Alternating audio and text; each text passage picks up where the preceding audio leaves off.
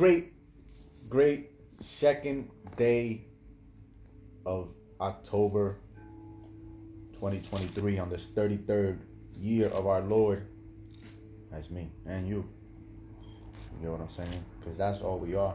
Physical manifestation of that divine source of all creation. Given these earthly vessels, this flesh, this temple of blood and bone and flesh, so that it could experience life through. You get what I'm saying? So that it could experience eternity in time. So that it could experience the eternity of life in time for a set amount of time. Each and every one of us is given a set amount of time to live and to do what we will, or the will of the Most High, which worketh in each and every one of us, we, you. Yo, check it. Today is Proverbs 2, the value of wisdom. That is the title of this the title of this proverb, the value of wisdom. Like I said, I started reading this book. This book of Proverbs is older, man. Yesterday I started researching, and it supposedly comes from Egypt. It was 31 sayings that a father gave to his son, instructions on how to live a good life. So it's 31 sayings given to a son by his father on how to live a good life. Similar to the 10 Commandments. You get what I'm saying? The 10 Commandments descend from Egypt themselves too. They come from the 42 laws or sayings or affirmations of Ma'at. But like I said, the book of Proverbs is the instructions of Amenemope,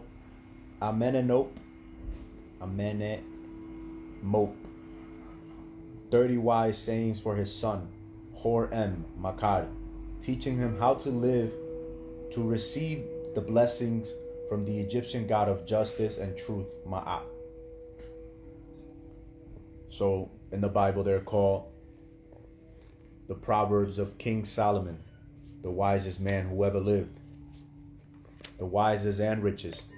It is said that King Solomon, son of David, was offered or asked by God for one wish. And his wish was not power, it was not fame, it was not glory, it wasn't money or women or food or anything.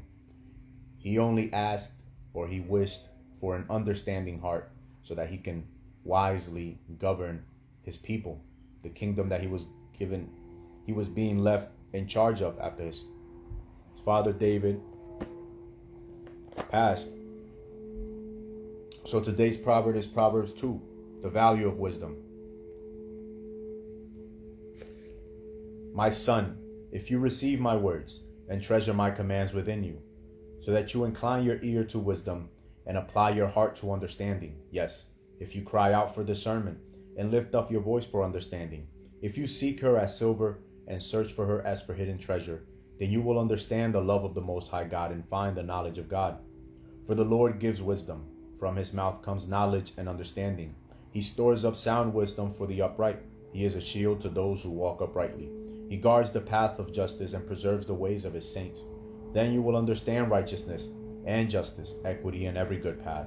When wisdom enters your heart and knowledge is pleasant to your soul, discretion will preserve you.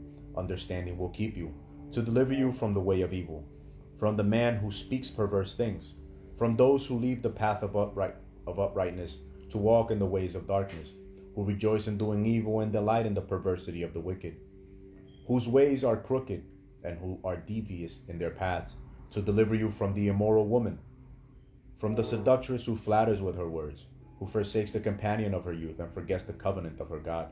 For her house leads down to death, and her path to the dead. None who go to her return, nor do they regain the paths of life.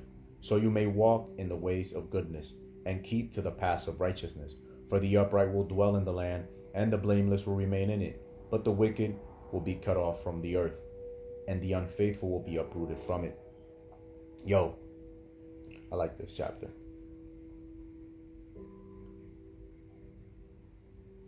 If you receive my words and treasure my commands, so that you incline your ears to wisdom and apply your heart to understanding. When wisdom enters your heart and knowledge is pleasant to your soul, discretion will preserve you and understanding will keep you. Too often we make unwise decisions because we rush. We rush to commit. We rush to leave certain commitments because of our lack of understanding, our lack of discernment. We speak unnecessarily because we lack discretion.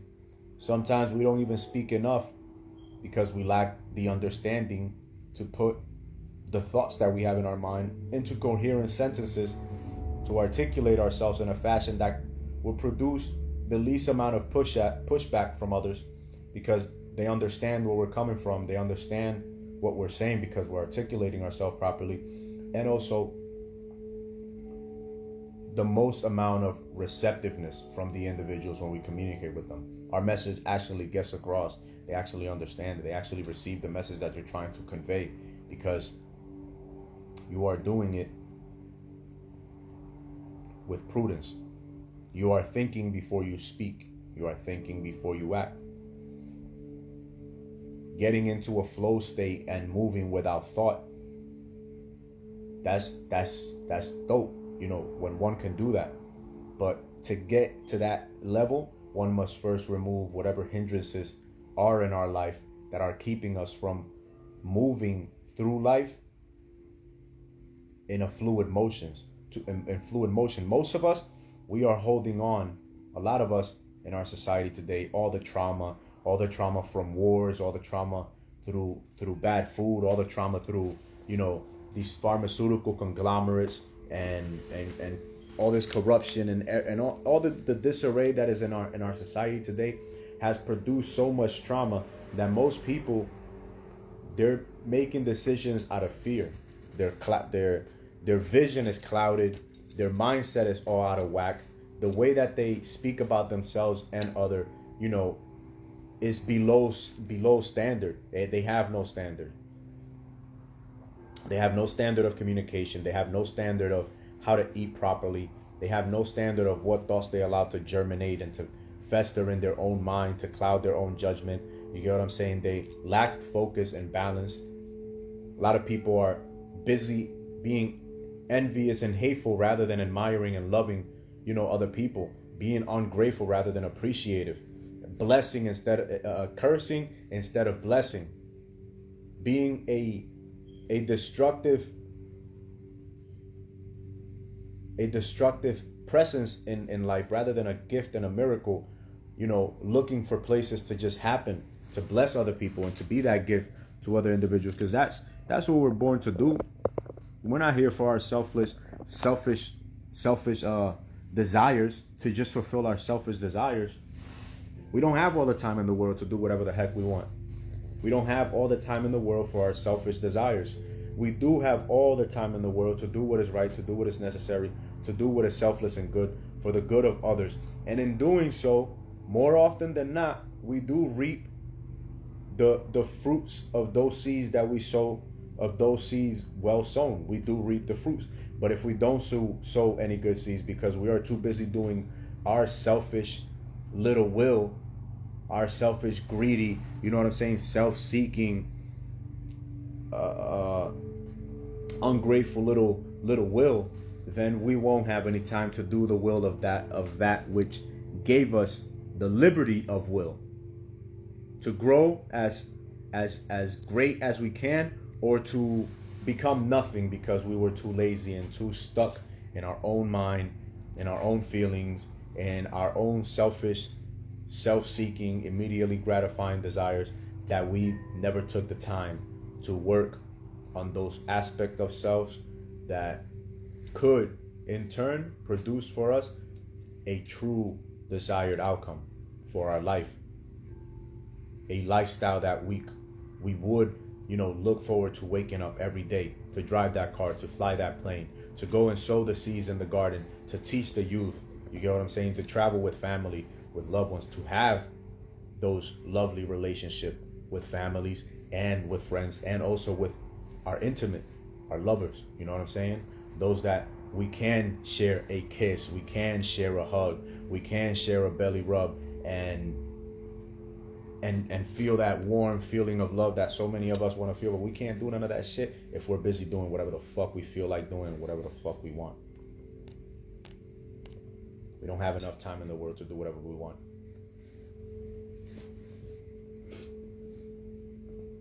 We have been given a set amount of time in life. If we had eternity, yo, we would, you know how much, imagine eternity of a foot pain, eternity of anything. That shit would suck. Imagine not having to work to get better, to improve. Everything was just perfect, fine and dandy. Life would be fucking boring. And still, people somehow still find ways to be bored with all this godlike technology that we have available to us. Speaking through a rock that we can communicate to people thousands of miles around the world. A black mirror that we ask it a question and it gives us an answer.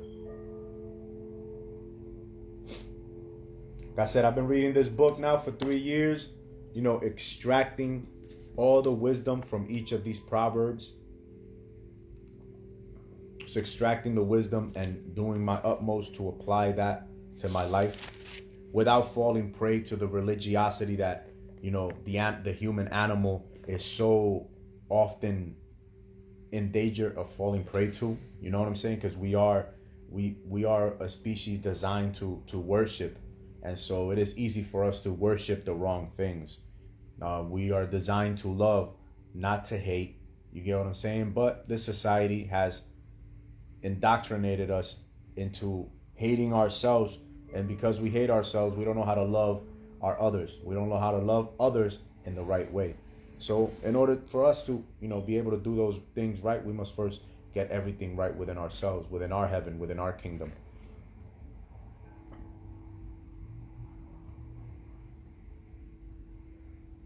When wisdom enters your heart and knowledge is pleasant to your soul, discretion will preserve you, to deliver you from the way of evil, from those who leave the path of uprightness to walk in the ways of darkness,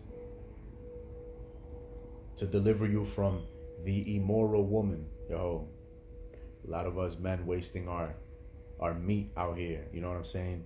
Our material resources and our mental resources, our energy, our attention, and our time on people, places, and things that do not benefit our greater goal whatsoever.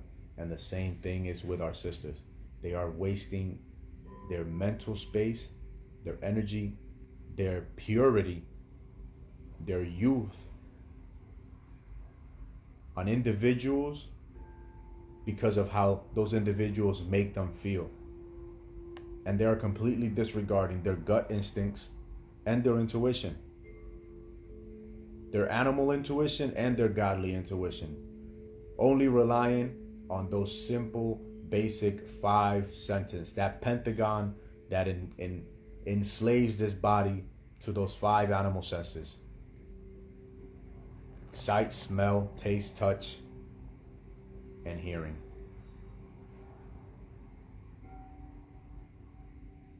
We're eating so much garbage because of how it tastes that it is clouding up our gut judgment, our ability to judge right, properly situations, and clouding